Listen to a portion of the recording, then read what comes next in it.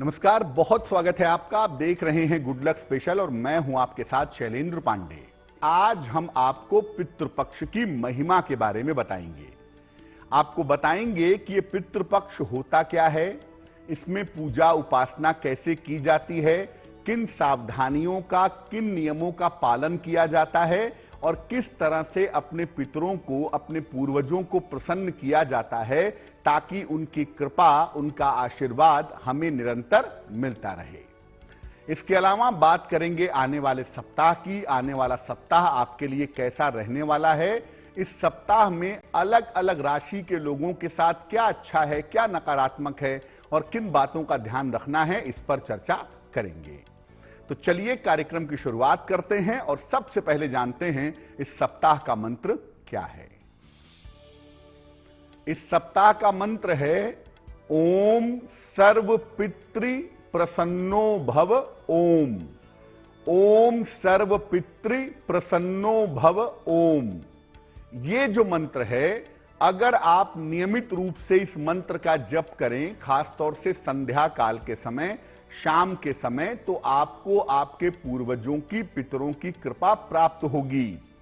इसके अलावा जब पितृपक्ष में आप अपने पितरों को, अपने पूर्वजों को जल देते हैं, तर्पण करते हैं, तो उस समय भी अगर इस मंत्र को कहकर के जल आप दें तो आपके पूर्वजों की, पितरों की आत्मा को शांति मिलेगी।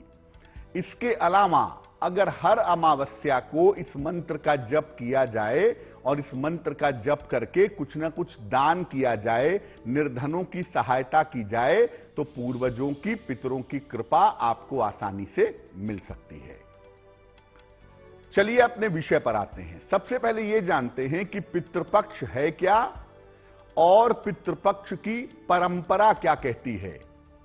देखिए, आश्विन कृष्ण पक्ष की प्रतिपदा तिथि से अमावस्या तक का जो 15 दिन का समय होता है, इसको हम पितृपक्ष कहते हैं। हालांकि इसका आरंभ हो जाता है भाद्रपद शुक्ल पूर्णिमा पर, पूर्णिमा तिथि के श्राद्ध के साथ, लेकिन मोटे तौर पर ज्यादातर ये 15 दिन ज्यादा रहता है। इसीलिए इस 15 दिन को हम पक्ष कहते हैं और आश्विन कृष्ण पक्ष को हम पितृपक्ष कहते हैं। इसमें हम पूरे 15 दिनों तक अपने पूर्वजों को याद करते हैं, उनका स्मरण करते हैं और जो उन्होंने हमारे लिए, देश के लिए, दुनिया के लिए, समाज के लिए जो उपकार किया है, जो हमारे ऊपर कृपा की है, उस कृपा करने के लिए उनका आभार व्यक्त करते हैं। ये जो 15 दिन का समय होता है, ये बड़ा महत्वपूर्ण और बड़ा पवित्र समय होता है। इसलिए इस पूरी अवधि में हम अपने खान पान का, अपने आचरण का और अपने व्यवहार का ध्यान रखते हैं और अपने खान पान को शुद्ध करते हैं, अपने आचरण को शुद्ध करते हैं और अपने व्यवहार को भी शुद्ध करके रास्ते पे ले आते हैं। ज्यादातर लोग ये समझते हैं कि पितृपक्ष का समय शुभ नहीं होता, अच्छा नहीं होता। तो मैं आपको बता दूं कि पितृपक्ष का समय पुण्य प्राप्त करने का समय होता है। इस समय थोड़ी सी उपासना, थोड़ी सी साधना, थोड़े से दान करने से आप पुण्य प्राप्त कर सकते हैं और अपने पूर्वजों के आशीर्वाद से, अपने पितरों की कृपा से आप अपनी तमाम समस्याओं का निवारण भी कर सकते हैं। देखिए, आपको अपने पूर्वजों को याद करना है, उनका स्मरण करना है, उनके लिए दान करना है और उनके लिए जल देना है, तर्पण करना है। अगर आप तर्पण नियमित रूप से नहीं करते तो इसके परिणाम गंभीर हो सकते हैं और तमाम समस्याओं से आपको गुजरना पड़ सकता है। इसीलिए नियम के अनुसार घर में जिसको तर्पण करना है या घर में जिसको तर्पण करने का, जल देने का अधिकार है, उसे अपने पूर्वजों को जल अवश्य देना चाहिए। अब एक तो ये समय होता है चातुर्मास का और दूसरा ये समय होता है पितृपक्ष का। इसलिए इस समय नए और शुभ कार्य करने की मनाही होती है। जहां तक संभव हो इस समय नए और शुभ कार्य मत करिए। जिन पुरुषों के माता पिता जीवित हैं और जिन महिलाओं के सास ससुर जीवित हैं, उनके ऊपर पितृपक्ष के दबाव और पितृपक्ष के नियम लागू नहीं होते। अब जिन पुरुषों के माता पिता जीवित हैं, स्वाभाविक सी बात है कि माता पिता पितृपक्ष का पालन करेंगे, और जिन महिलाओं के सास ससुर जीवित हैं, स्वाभाविक सी बात है कि सास ससुर पितृपक्ष का पालन करेंगे। तो उस महिला को या उस पुरुष को पितृपक्ष के नियमों की जरूरत नहीं है, वो सामान्य तरीके से अपना जीवन जी सकते हैं। 10 सितंबर को पूर्णिमा का श्राद्ध है और 11 सितंबर से प्रतिपदा का श्राद्ध है। तो मोटे तौर से 10 सितंबर से 25 सितंबर तक का समय ये पितृपक्ष का समय होगा, और इस समय में दान करने से, धर्म करने से, पुण्य करने से, प्रयास करने से आपको आपके पूर्वजों की कृपा अवश्य मिल पाएगी। और ये बिल्कुल मत सोचिए कि ये जो पितृपक्ष का समय है ये निगेटिव है, ये बुरा है। ये समय पुण्य प्राप्त करने का समय है। अगर इसमें पूजा उपासना करेंगे, साधना करेंगे, लोगों की सहायता करेंगे, दान करेंगे, तो आपके पूर्वजों की कृपा आपको अवश्य ही प्राप्त हो पाएगी। चर्चा को आगे बढ़ाएंगे, लेकिन इस बीच आ जाते हैं साप्ताहिक राशिफल पर और बात करते हैं 12 सितंबर से 18 सितंबर वाले सप्ताह का साप्ताहिक राशिफल कैसा रहने वाला है। शुरुआत सबसे पहले करते हैं मेष राशि के साथ। मेष राशि, सप्ताह की शुरुआत में आपको अपने स्वास्थ्य का ध्यान रखना है। सप्ताह की शुरुआत में सेहत को लेकर के थोड़ी दिक्कतें हो सकती हैं, सतर्क रहें। हालांकि देखिए, धन की स्थिति आपकी बेहतर है, धन लाभ आपको होता रहेगा और संतान पक्ष की उन्नति भी आपके साथ चलती रहेगी। धन का लाभ भी होगा और संतान पक्ष की उन्नति भी होगी। करियर में इस समय छोटा मोटा परिवर्तन हो सकता है और ऐसा कोई भी परिवर्तन आपके लिए फायदेमंद रहेगा। करियर में अनुकूल बदलाव आने की संभावना दिखाई दे रही है। हो सकता है इस समय किसी यात्रा पर आप जाएं, इस सप्ताह में किसी यात्रा पर आप जा सकते हैं और वो यात्रा भी आपके लिए लाभकारी रहेगी। सप्ताह के अंत में किसी धार्मिक कार्य में, किसी पूजा उपासना में, किसी अनुष्ठान में आप व्यस्त रहेंगे, ये संभावना आपके लिए दिख रही है। तो मेष वालों के लिए पूरा सप्ताह अच्छा है। सिर्फ सप्ताह की शुरुआत में आपको अपने स्वास्थ्य का ध्यान देने की जरूरत पड़ सकती है। और इस सप्ताह में मंगलवार का दिन आपके लिए सबसे ज्यादा उत्तम होगा। अपने सारे महत्वपूर्ण काम अगर आप मंगलवार के दिन निपटाते हैं तो इसमें आपको निश्चित रूप से सफलता की प्राप्ति होगी और यह दिन आपके लिए बहुत अच्छा रहेगा। वृषभ राशि, सप्ताह की शुरुआत में आपके बहुत सारे रुके हुए काम पूरे होते दिखाई दे रहे हैं, इसलिए अगर आप कोशिश करेंगे तो सप्ताह की शुरुआत में आपके काम बनने लगेंगे। धन की स्थिति भी इस सप्ताह में आपकी अच्छी दिखाई दे रही है, यानी आपकी फाइनेंशियल कंडीशन भी इस सप्ताह में अच्छी रहने वाली है। तमाम तरह की जो मानसिक चिंताएं थीं, तमाम तरह के जो मानसिक तनाव थे, उनसे भी इस सप्ताह में आपको राहत मिलेगी।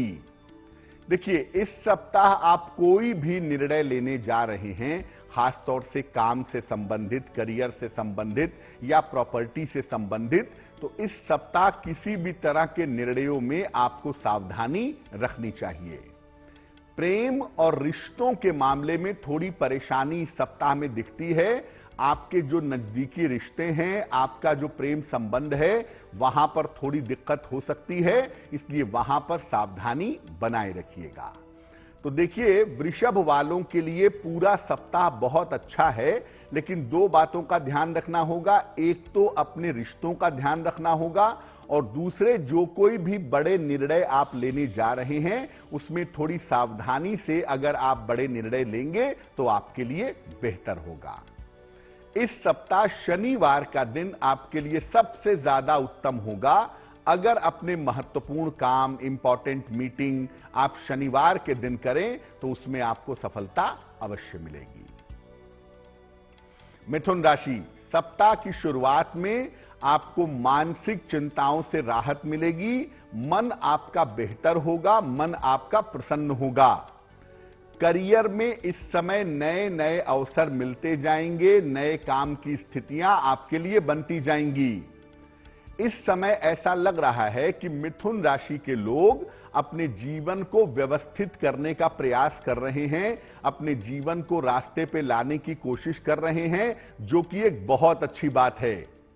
इस सप्ताह आपको ध्यान रखना है, परिवार में बेवजह के विवाद ना हो, परिवार में बेवजह का तनाव ना हो, और जहां तक संभव हो मिथुन राशि वालों को इस सप्ताह यात्राओं में सावधानी रखनी चाहिए। तो देखिए, मिथुन राशि वालों की पहले की चली आ रही समस्याएं समाप्त होंगी, करियर बेहतर होगा, धन की स्थिति बेहतर होगी, लेकिन परिवार में किसी तरह की अशांति ना हो, परिवार में किसी तरह का विवाद ना हो, उसका आपको ध्यान रखना होगा। और अगर इस सप्ताह किसी यात्रा पर जा रहे हैं तो यात्राओं में सावधानी बनाए रखिएगा। इस सप्ताह रविवार का दिन आपके लिए सबसे ज्यादा उत्तम होगा। अपने महत्वपूर्ण काम अगर आप रविवार के दिन करते हैं तो उस काम में आपको सफलता जरूर मिलेगी। अब अपने विषय पर वापस लौट आते हैं। अब ये समझते हैं कि कौन अपने पितरों के लिए जल अर्पण कर सकता है और परिवार में कौन है जो अपने पूर्वजों के लिए श्राद्ध कर सकता है। देखिए, घर का जो वरिष्ठ पुरुष सदस्य है, घर का जो सबसे बड़ा पुरुष है, चाहे वो पिता हो, दादा हो, बड़े भाई हो, जो घर में सबसे बड़ा पुरुष है, वो रोज अपने पूर्वजों के लिए तर्पण कर सकता है, रोज पितृपक्ष में अपने पूर्वजों को जल दे सकता है। उसके अभाव में अगर ऐसा घर में कोई बहुत बड़ा पुरुष नहीं है तो घर का कोई भी पुरुष सदस्य अपने पूर्वजों को तर्पण कर सकता है, अपने पूर्वजों को जल दे सकता है। पौत्र को और नाती को भी तर्पण करने का और श्राद्ध करने का अधिकार होता है, यानी पुत्र का पुत्र भी तर्पण कर सकता है जो पौत्र है, और पुत्री का पुत्र है जो नाती है वो भी तर्पण कर सकता है, वो भी श्राद्ध कर सकता है। बहुत अच्छा होता है।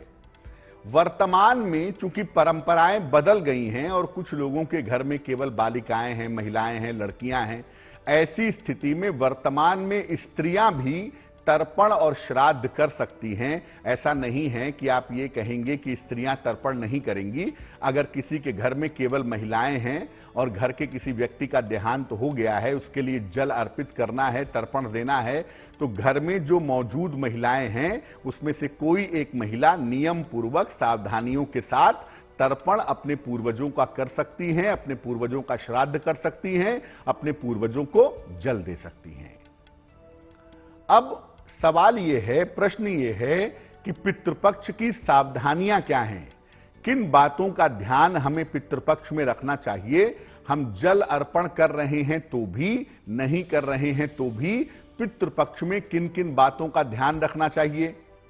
देखिए, पितृपक्ष की अवधि में दोनों समय स्नान करके दक्षिण दिशा की तरफ चेहरा करके अपने पूर्वजों को, अपने पितरों को याद करना चाहिए। आप उनको याद करें, उनका स्मरण करें, उनके लिए आभार व्यक्त करें। ऐसा आप कर सकते हैं। पितृपक्ष में दोनों समय आप स्नान करके अपने पितरों को याद कर सकते हैं। जो तर्पण किया जाता है, जो पूर्वजों को जल दिया जाता है, वो दिया जाता है कुतप वेला में। कुतप वेला का समय मध्य दोपहर का समय है, लगभग 11:30 बजे से 12:30 बजे के बीच का समय कुतप वेला का समय है। इस समय अपने पितरों को तर्पण आपको देना है, इस समय पूर्वजों को जल देना है, और इसी समय में जल देने का विशेष महत्व होता है।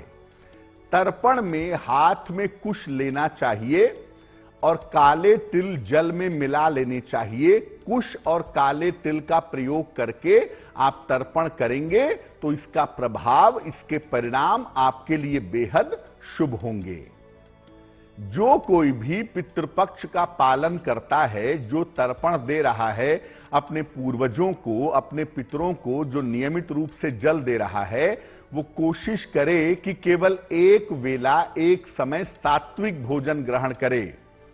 अब आमतौर पे होता क्या है कि आप दिन के समय में तर्पण करेंगे, दिन के समय में जल देंगे, तो दिन के समय में आप फल ग्रहण कर लीजिए, दूध पी लीजिए। दिन के समय में भोजन मत करिए। शाम के समय में एकदम सात्विक भोजन, जिसमें प्याज लहसुन वगैरह ना हो, सात्विक भोजन आपको शाम के समय में एक समय ग्रहण करना चाहिए। पितरों को अगर आप फूल अर्पित करना चाहते हैं, पुष्प अर्पित करना चाहते हैं, अपने पूर्वजों का सम्मान करना चाहते हैं, तो हल्की सुगंध वाले सफेद फूल अर्पित करिएगा।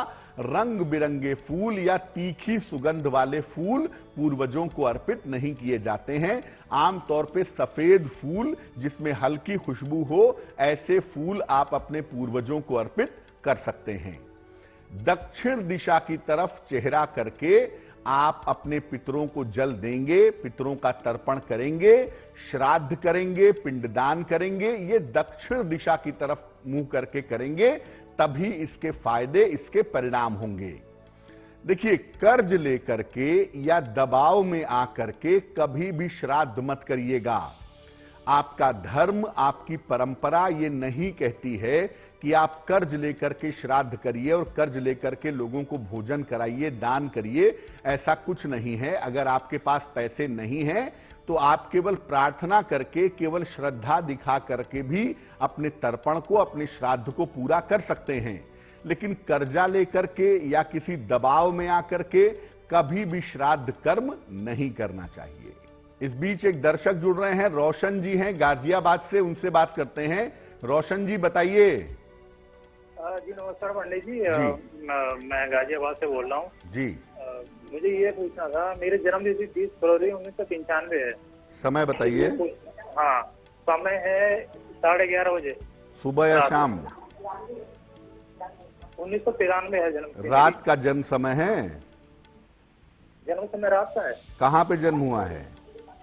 सुबह 8:30 बजेगा पंडित जी। सुबह 8:30 बजे। कहाँ जन्म हुआ है? जन्म हुआ है गाजीपुर में, यूपी। पूछिए, क्या सवाल है? हाँ, सवाल ये है कि मेरी शादी कब तक होगी, और मुझे पंडित जी, और मुझे मतलब IAS की तैयारी करनी है, तो क्या मैं सफल हो पाऊंगा इसमें? देखिए, मेरे हिसाब से जो कुंडली आपकी बनती है, इसमें सरकारी नौकरी की संभावनाएं बहुत ही कमजोर हैं। खास तौर से यूपीएससी की अगर आप बात कर रहे हैं तो यूपीएससी में जाने की संभावना लगभग 0 है। उसके दिशा में जाने की कोशिश करने को मैं नहीं कहूंगा। हां, अगर आप चाहें तो एसएससी वगैरह की, बैंक वगैरह की तैयारी कर सकते हैं। थोड़ा बहुत उसमें फायदा हो सकता है, लेकिन ज्यादातर संभावना यह है कि आप टेक्निकल फील्ड में या मैनेजमेंट के फील्ड में प्राइवेट नौकरी करेंगे और उसी में जिंदगी आपकी ठीक चलेगी। अभी लगभग 27 साल की उम्र आपकी हुई है। 28 वर्ष आपके अगले साल पूरे होंगे, तो 2023 के आखिरी में या 2024 की शुरुआत में आपके विवाह होने के योग बनते हैं। ये संभावना आपकी कुंडली में दिखाई दे रही है। और आप प्राइवेट सेक्टर की नौकरी के लिए प्रयास करिए। उसी क्षेत्र में आपको बेहतर नौकरी मिलेगी और उसी क्षेत्र में आप तरक्की कर पाएंगे। आपके स्वास्थ्य का मामला बहुत अच्छा नहीं दिख रहा है, तो हमको स्वास्थ्य के लिए मुख्यतः उपाय करना होगा। रोज सुबह एक बार सूर्य भगवान को जल चढ़ाइए, डेली मॉर्निंग, और सुबह के समय 108 बार ओम आदित्याय नमः, ओम आदित्याय नमः, इस मंत्र का अगर आप जप करें तो इसके परिणाम आपके लिए बेहद शुभ होंगे। तो पितृपक्ष पर हमारी चर्चा जारी है, लेकिन फिर आ जाते हैं साप्ताहिक राशिफल पर और जानते हैं कर्क राशि का साप्ताहिक राशिफल कैसा है। कर्क राशि, सप्ताह की शुरुआत में करियर में आपको नए अवसर मिल सकते हैं। अगर आप कोई प्रयत्न कर रहे हैं, कोई कोशिश कर रहे हैं, तो करियर में इस समय आपको फायदा हो सकता है। काम टालने से इस समय बचाव करिएगा और अपना प्रयास आप जारी रखिए। आप मेहनत करते रहिए। करियर में जो चाहते हैं परिणाम, वो परिणाम आपको प्राप्त होंगे। विवाह और प्रेम के मामलों में आपको सफलता मिलेगी। अगर आप कोशिश करते हैं तो विवाह का मामला, प्रेम का मामला आपके लिए बेहतर होगा। धन की स्थिति कुल मिलाकर ठीक है। पैसे रुपए को लेकर के कहीं कोई दिक्कत नहीं है। देखिए, इस सप्ताह में जिस बात का आपको ध्यान रखना है कि छोटी छोटी बातों पर तनाव मत पालिएगा। छोटी छोटी बातों को इग्नोर करिए, आगे बढ़ते जाइए तो आपके लिए बेहतर होगा। तो कर्क राशि वाले एक तो इस सप्ताह में मेहनत अपनी पूरी करेंगे और दूसरा छोटी छोटी बातों पर टेंशन तनाव नहीं पालेंगे तो उनके लिए बेहतर होगा। शुक्रवार का दिन इस सप्ताह में आपके लिए सबसे ज्यादा उत्तम होगा। अपने महत्वपूर्ण काम अगर आप शुक्रवार के दिन करते हैं तो इसके परिणाम आपके लिए बेहद शुभ होंगे। सिंह राशि, सप्ताह की शुरुआत में अपनी मानसिक स्थितियों का ध्यान रखिए। सप्ताह की शुरुआत में मेंटली थोड़ी परेशानियां आपको हो सकती हैं। लापरवाहियों की वजह से आपका स्वास्थ्य बिगड़ सकता है, सेहत में दिक्कतें आ सकती हैं। बिल्कुल लापरवाही मत करिएगा। राहत की बात यह है कि करियर की स्थिति और धन की स्थिति आपकी कुल मिला जुलाकर ठीक बनी रहेगी। इस सप्ताह में परिवार में थोड़ी व्यस्तता रहने वाली है और सप्ताह के अंत तक आपके परिवार में कोई शुभ कार्य के संकेत दिखाई दे रहे हैं। हो सकता है संपत्ति खरीदना चाहते हो, बेचना चाहते हो, संपत्ति संबंधी कोई काम करना चाहते हो तो इस सप्ताह संपत्ति संबंधी काम निपटाने का प्रयास आपको करना चाहिए। देखिए, सिंह राशि वाले सप्ताह की शुरुआत में थोड़ी सावधानियां रखेंगे अपने स्वास्थ्य के मामले में और अपनी मानसिक स्थिति के मामले में। बाकी मामले में यह सप्ताह उनके लिए बेहतर रहेगा और शुक्रवार का दिन इस सप्ताह आपके लिए सबसे ज्यादा उत्तम रहेगा। अपने महत्वपूर्ण काम, इंपॉर्टेंट काम अगर आप शुक्रवार के दिन करते हैं तो उसमें आपको सफलता अवश्य मिलेगी। कन्या राशि, काम का प्रेशर दिखाई दे रहा है। सप्ताह की शुरुआत में बहुत सारा काम बढ़ेगा और उसमें आपको मेहनत करनी पड़ेगी। हालांकि देखिए, स्वास्थ्य और मानसिक स्थितियां आपकी बेहतर रहेंगी। काम के ज्यादा बढ़ने के बावजूद, काम के प्रेशर के बावजूद सेहत और मानसिक स्थिति में आपके सुधार होगा। धन की स्थिति आपकी ठीक बनी हुई है, वो आगे भी बनी रहेगी, लेकिन खर्चों पर ध्यान दीजिएगा क्योंकि इस सप्ताह में छोटे मोटे घर के खर्चे, बेवजह सामान का खराब होना, बेवजह दिक्कतें होना आपके खर्चे परेशान कर सकते हैं। करियर में उन्नति का और सुधार का प्रयास आपको करते रहना चाहिए। अगर आप इस समय प्रयास करेंगे तो आने वाले सप्ताह में आपको लाभ होगा। इस सप्ताह आपको पारिवारिक जिम्मेदारियों पर अपने पूरा ध्यान देना है। अपने परिवार को नजरअंदाज मत करिएगा। अगर परिवार में कोई जरूरत है तो उस जरूरत को पूरा करते जाइएगा। तो कन्या राशि वालों के लिए सप्ताह वैसे तो ठीक है, थोड़े काम का दबाव ज्यादा है और थोड़ा सा धन के खर्चे पर अगर आप इस समय ध्यान दें तो आपके लिए सप्ताह बेहतर रहेगा। आपके लिए इस सप्ताह में रविवार का दिन सबसे ज्यादा उत्तम रहेगा। अगर आप अपने महत्वपूर्ण काम इस सप्ताह में रविवार के दिन करते हैं तो उसके परिणाम, उसके प्रभाव आपके लिए अच्छे रहेंगे। अब हम बात कर रहे हैं पितृपक्ष की। कौन तर्पण कर सकता है, सावधानियां क्या हैं, ये हमने आपको बताया। अब पितरों से पशु और पक्षियों का क्या संबंध है वो भी समझ लेते हैं। देखिए, ऐसा माना जाता है कि पितृपक्ष में हमारे जो पितृ हैं, हमारे जो पितर हैं, वो धरती पर आकर के हमें आशीर्वाद देते हैं। यानी जो पूर्वज हमारे हैं जिनका देहांत हो चुका है वो पितृपक्ष में सूक्ष्म रूप से धरती पर आते हैं और आकर के हमें आशीर्वाद देते हैं। ये जो हमारे पितृ हैं, हमारे पूर्वज हैं, ये पशु पक्षियों के माध्यम से हमारे निकट आते हैं। जिन जीवों और पशु पक्षियों के माध्यम से हमारे पूर्वज, हमारे पितृ आहार ग्रहण करते हैं वो हैं गाय, कुत्ता, कौवा और चींटी। गाय, कुत्ता, कौवा और चींटी, इनके माध्यम से हमारे पूर्वज, हमारे पितृ प्रसाद ग्रहण करते हैं, आहार ग्रहण करते हैं और हमें आशीर्वाद देते हैं। इसीलिए श्राद्ध के समय गाय के लिए, कुत्ते के लिए, कौवे के लिए, चींटी के लिए अलग से आहार निकाला जाता है, आहार का एक हिस्सा निकाला जाता है, तभी जाकर के श्राद्ध का कर्म पूरा माना जाता है। श्राद्ध करते समय जो पितरों को आप भोजन अर्पित कर रहे हैं, उसके 5 अंश निकाले जाते हैं। 5 जगह पर भोजन का अंश निकाला जाता है। गाय के लिए, कुत्ते के लिए, चींटी के लिए, कौवे के लिए और देवताओं के लिए। इन 5 अंश को जब आप अपने पूर्वजों को अर्पित करते हैं, पूर्वजों को देते हैं, तो इसको पंच बलि कहा जाता है।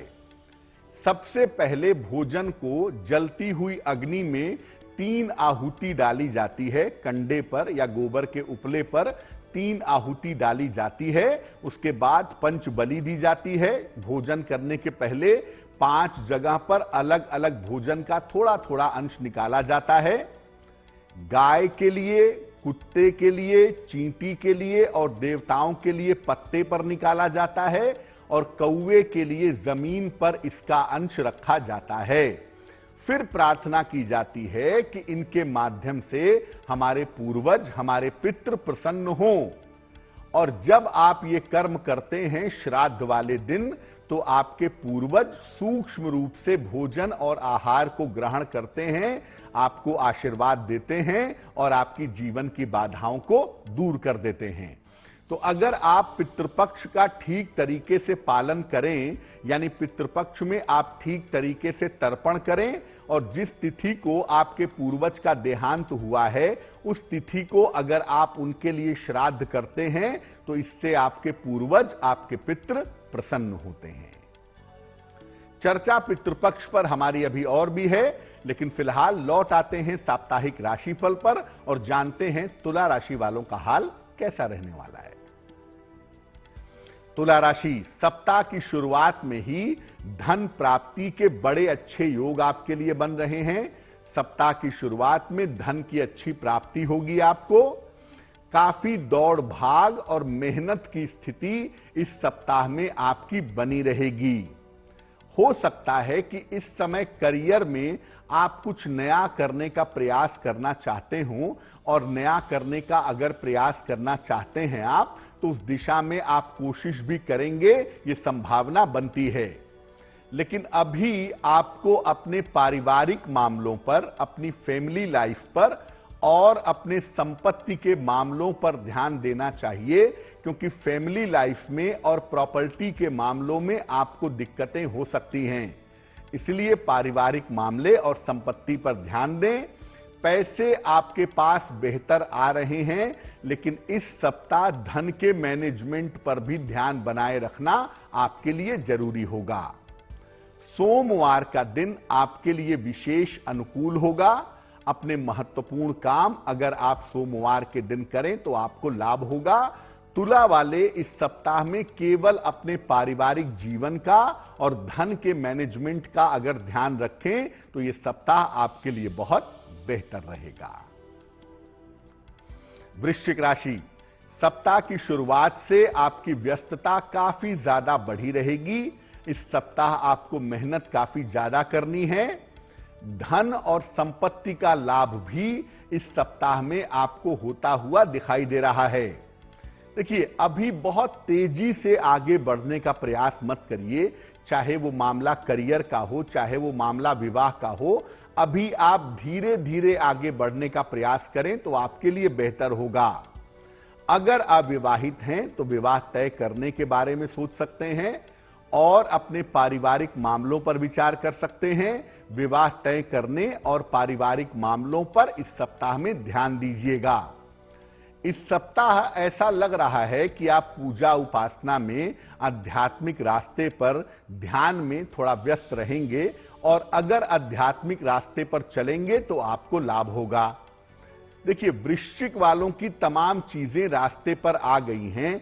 जीवन बिल्कुल ठीक ट्रैक पर चल रहा है। सिर्फ आपको इतना ध्यान देना है इस सप्ताह में कि काम आराम से करिए। किसी तरह की जल्दबाजी में बहुत जल्दी परेशान होने की जरूरत नहीं है। आराम से अगर काम करेंगे तो सप्ताह आपके लिए बेहतर होगा। और बुधवार का दिन इस सप्ताह में आपके लिए विशेष अनुकूल होगा। यह संभावना आपके लिए दिख रही है। धनु राशि, सप्ताह की शुरुआत में बेवजह का तनाव हो सकता है। खास तौर से यह तनाव आपके ऑफिस में होता हुआ दिखाई दे रहा है, तो शांति बनाए रखिएगा। करियर को लेके बेवजह की चिंताएं भी आपके मन में हो सकती हैं। एक बात समझिए कि आपके जीवन में सारी चीजें बिल्कुल ठीक हैं और चीजें धीरे धीरे बेहतर हो रही हैं। इस बात को समझने की जरूरत है आपको। इस बात को आप समझें तो बेहतर होगा। जो चीज अभी बहुत दूर है उसके पीछे भाग करके अपना तनाव मत बढ़ाइए। धन और कारोबार की स्थिति आपके लिए इस सप्ताह में कुल मिलाकर ठीक दिखाई दे रही है। इस सप्ताह मित्र या जीवन साथी की सलाह से आपको लाभ होगा। अगर किसी मित्र की बात मान करके चलें या अपने जीवन साथी की बात मान करके चलें तो आपको लाभ होने की संभावना बढ़ जाएगी। देखिए, धनु वालों को सिर्फ इस समय थोड़ा पेशेंस रखना है, थोड़ा धैर्य रखना है। और अगर धैर्य रख करके आप चलें तो इस बात को आप पूरी तरह से समझ लीजिए कि आने वाला समय आपका बहुत अच्छा है और आने वाले समय में आप तमाम चीजों को बेहतर कर लेंगे।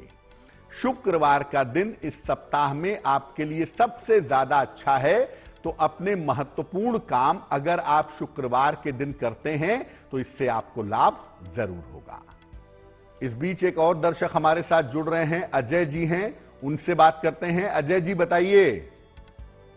गुरु जी राम राम। जी राम राम, बताइए भैया। गुरु जी अपने करियर के बारे में पूछना है। जन्म तारीख पता है आपको? जी पता है। बताइए। 12/1/2003। समय बताइए। 4:15 सुबह। कहां पे जन्म हुआ है? बनभरिया, उत्तर प्रदेश। कहां? बनभरिया। जिला क्या है? जिला अमेठी। जिला अमेठी। अमेठी। पूछिए क्या सवाल है आपका? करियर में क्या करें, करियर में कोई सफलता। अभी क्या पढ़ाई लिखाई की है आपने? अभी 12वीं पास किया है। देखिए अजय जी, आपकी कुंडली में नौकरी की ही संभावना है, करेंगे तो आप नौकरी ही। और 12वीं पास कर लिए हैं, दो रास्ते हैं आपके पास।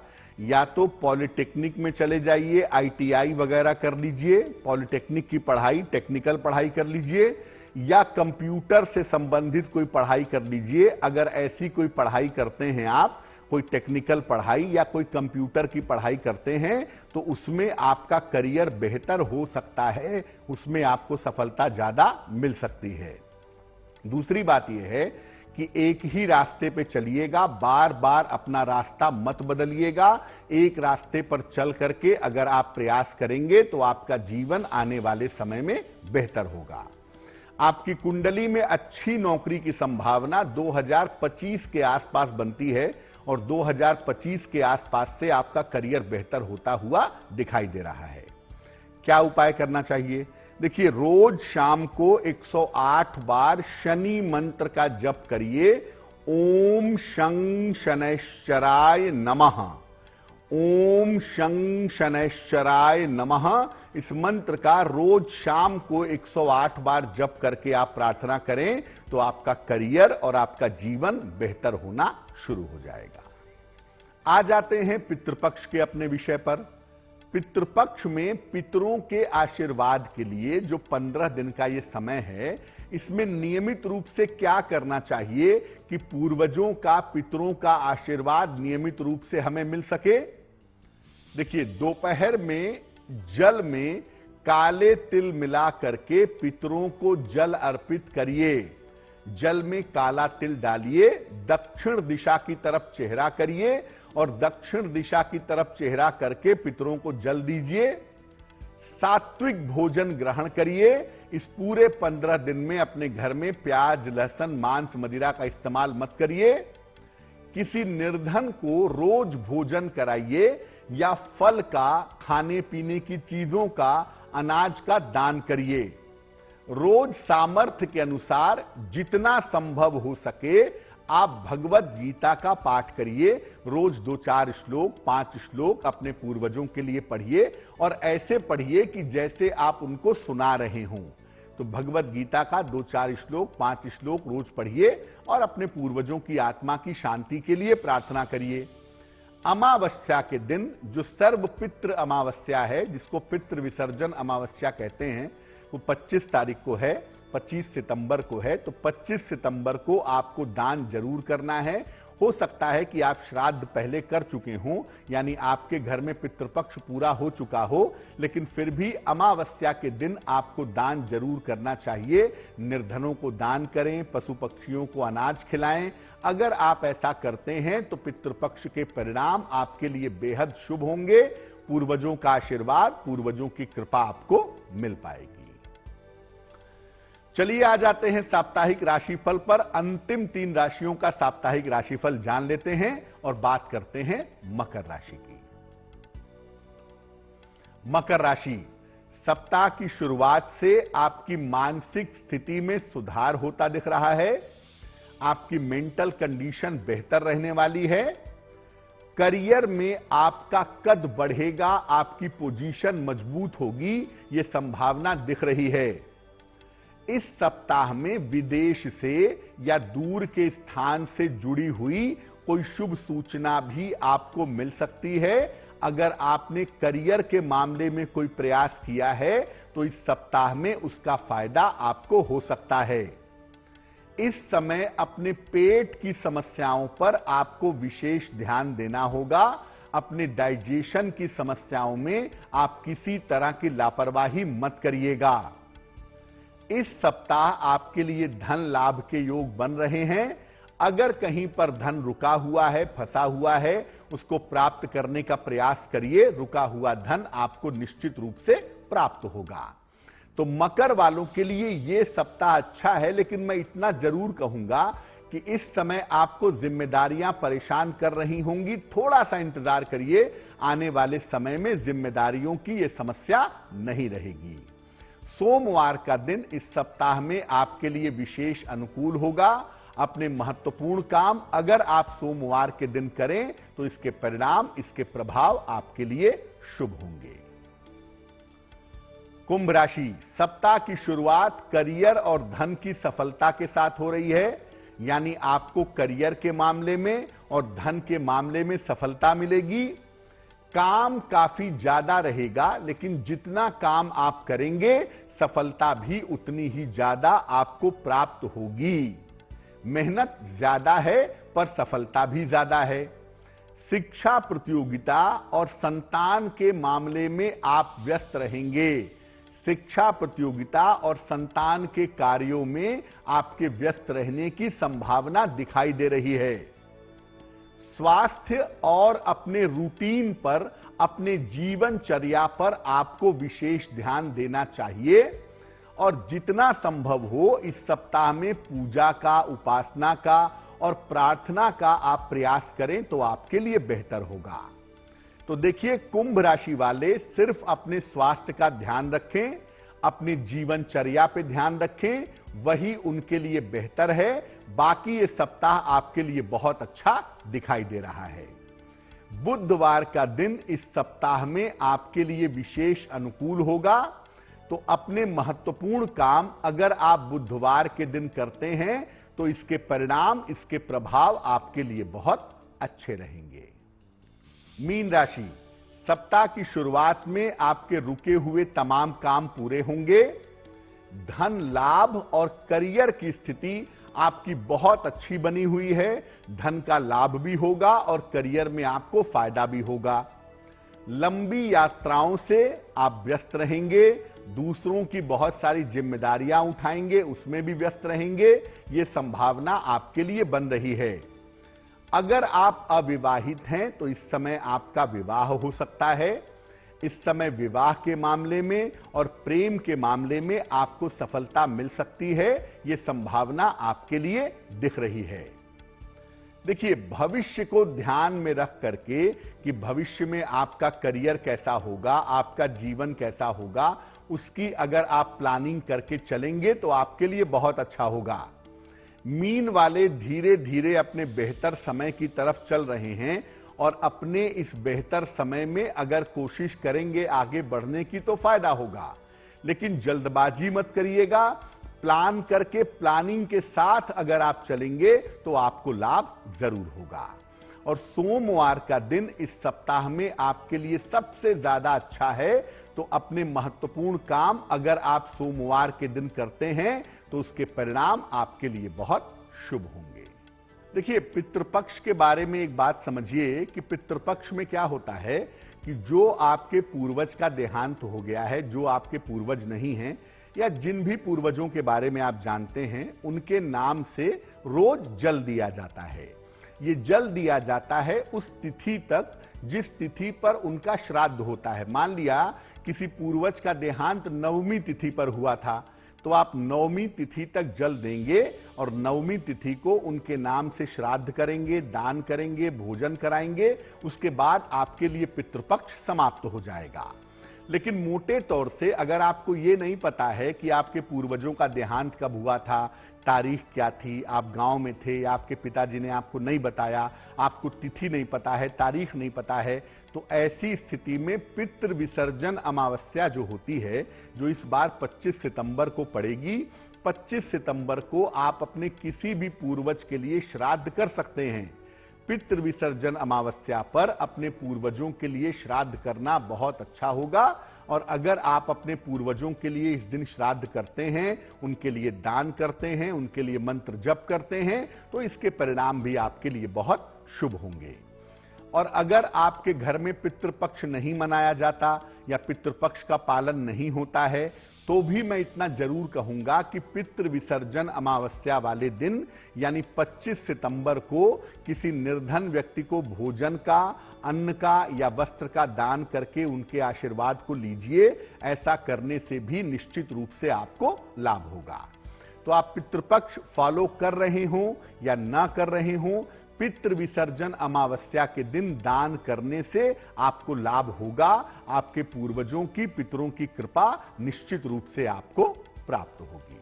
तो आने वाला सप्ताह आपके लिए शुभ हो, मंगलमय हो, इसी कामना के साथ मुझे दीजिए इजाजत। देश और दुनिया की तमाम खबरों के लिए देखते रहिए गुड न्यूज टुडे। नमस्कार।